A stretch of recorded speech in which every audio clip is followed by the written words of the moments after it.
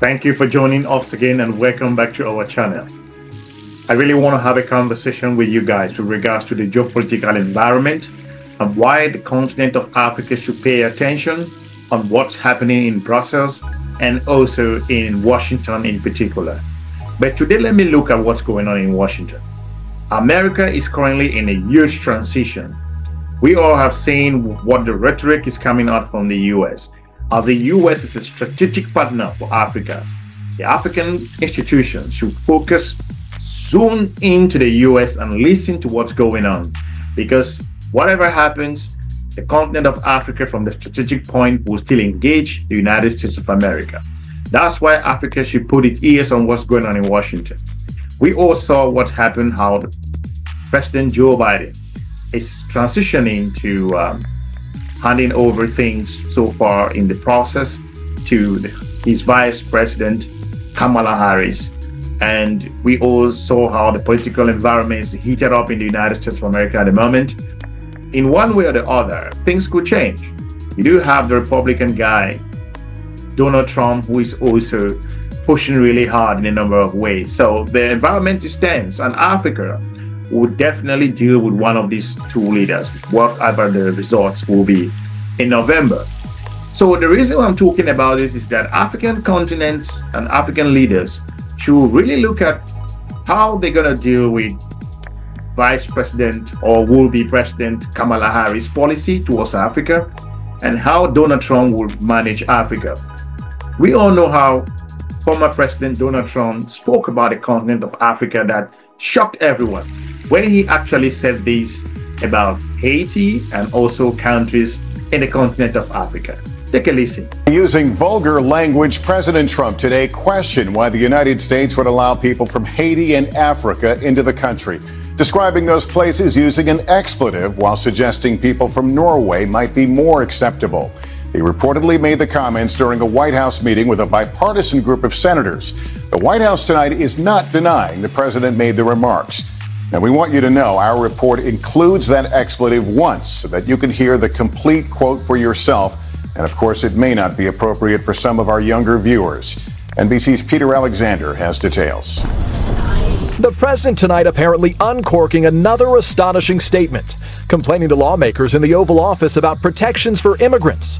Why do we want these people from, quote, all these shithole countries here? According to a Democratic aide familiar with the conversation, Mr. Trump was referring to African nations and Haiti, before suggesting the U.S. should have more people from places like Norway, whose prime minister he met yesterday. A White House spokesman tonight not denying the president's words, but saying certain Washington politicians choose to fight for foreign countries, but President Trump will always fight for the American people. It comes as lawmakers try to hammer out an immigration deal, with time running out for hundreds of thousands of young undocumented immigrants called Dreamers. The crass remark punctuating a wild day in Washington. Now, it's important with what's happening in the Sahel, why the continent of Africa has its strategic partners like European Union, China, Russia, which are very important to an extent, Middle Eastern partners, and also India. Africa, United States of America's relations is really strong in a number of areas. Forget about that Russia and China are on the ground at the moment and they are making significant contributions and differences both in security and in economic part. However, the Americans have engaged Africa in several ways. So the Vice President Kamala Harris, to be president if she wins, would have to deal with the situation in the Sahel region. And the Sahelian countries have also decided to cut off from AGOA, and they have decided to form a regional security body or economic known as the AES. So it's important that they will have to deal with this particular new leader that will come from the United States of America and the European Union as well, and they are focusing on the continent of Africa to see what is happening.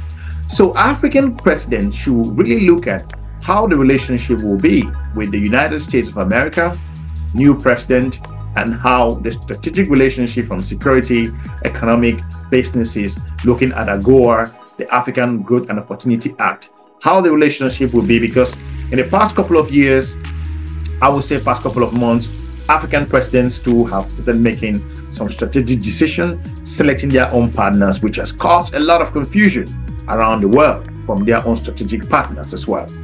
It's important for Africa to note that whatever choices they are making now, they should also note that the US is gouging them from a different angle. And the United States in particular, despite things are getting rough, will want to engage Africa from who knows what policy that Kamala Harris is going to bring to the continent. Because no matter what happens, she will want to engage Niger, Burkina Faso, and also Mali, including Guinea and a number of host of other African countries. The Americans have their strategic partners in the region, like Ghana, Zambia, and South Africa. However, these countries also do understand the paternalistic behavior that the US sometimes brings to the region. The question here is, will Kamala Harris embrace this paternalistic behavior, or will she approach Africa from a different dimension?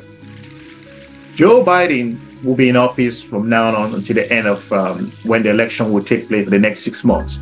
But Joe Biden never visited Africa.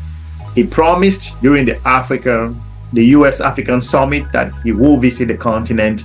However, they sent a number of delegates, a number of higher profile officials like the Secretary of State, Vice President Kamala Harris has been to the continent. But we don't know what her policy will be, and Africa should focus on that to strategize themselves. Maybe it is an opportunity for Africa to come up with a hopeful new policy with the US, because the current rhetoric in the United States, it's so high that African countries should pay attention on what's actually happening there, because they will deal with these leaders no matter what happens. So Kamala Harris is not going to change things overnight. She may still embrace the Joe Biden's policy, which we've seen how Niger has kicked out the United States of America. The US is losing its influence in the region. We saw how Russians troops entered Niger and also were camped in similar bases where the US troops were at the time before the US decided to withdraw its troops from Niger.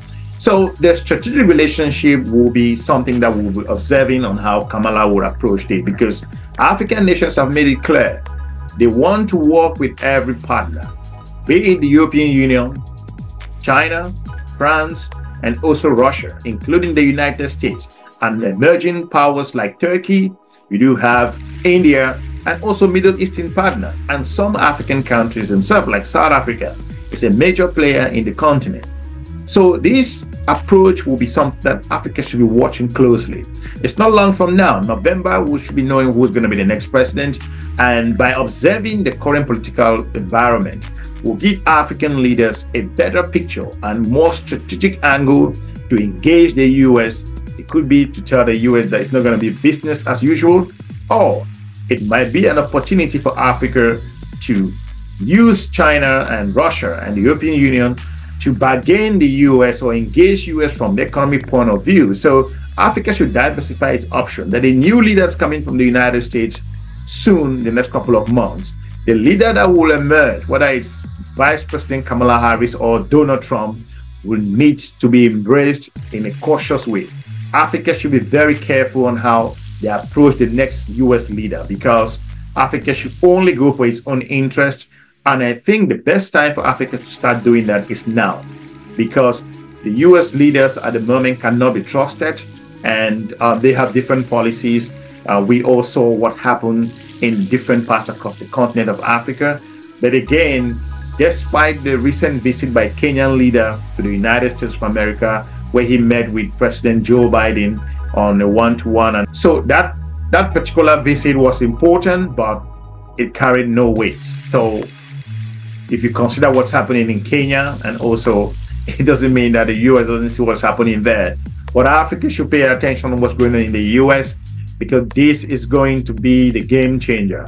Whoever comes to power, if Kamala Harris comes in, she will to an extent embrace a number of policy that Joe Biden has already put in place. The embarrassment that the United States have gotten from Niger and also Burkina Faso and a number of regions, especially in the Sahel area, as France continues to struggle its presence in Africa. At the moment, we always see what happens, why Africa should pay attention on what's going on in the United States, Hopefully, the continent of Africa should pay closer attention on what's going on in the US and why the rhetoric in the United States of America should not influence the continent of Africa in any way. The African government should go to the drawing board and engage the US from a distance and to make sure that it won't be business as usual.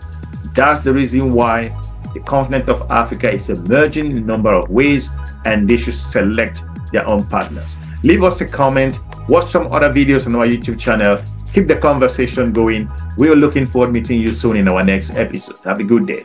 Bye-bye.